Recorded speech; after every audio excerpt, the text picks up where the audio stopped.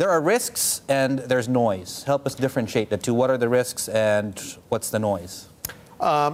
Most of the things associated with Donald Trump is essentially noise. And it's a transactional presidency. In other words, the fact that, as you correctly said, the fact that he pulls out of the court doesn't mean he pulls out. He could be back in, just like with NAFTA. So to me, a lot of that is noise. What is real, however, is US dollar. And US dollar appreciation that we have experienced.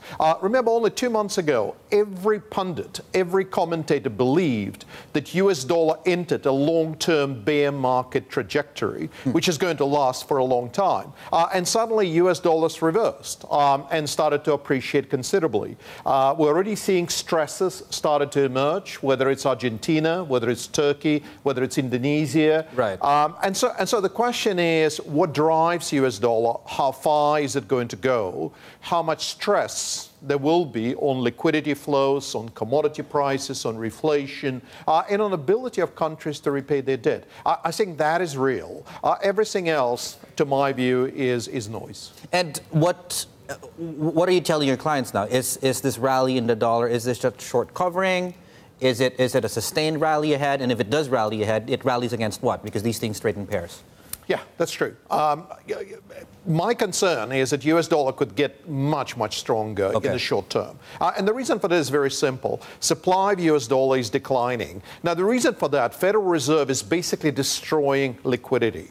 They are shrinking their balance sheet. When you shrink your balance sheet, you basically destroyed the money that you have created.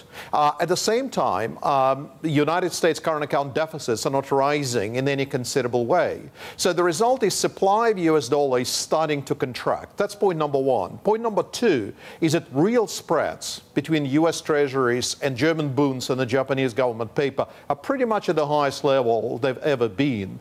And the third point to remember, negative positioning against US dollar right now is pretty high. Some of it is getting reversed, but it's pretty high. So you can see how all of that, whether it's supplied US dollar, whether it's spreads, whether it's positioning, how it all can reverse very, very quickly. Longer term, what supports US dollar? It's its role as a global currency. I think all this discussion about renminbi, euro, yen, ruble is just nonsense.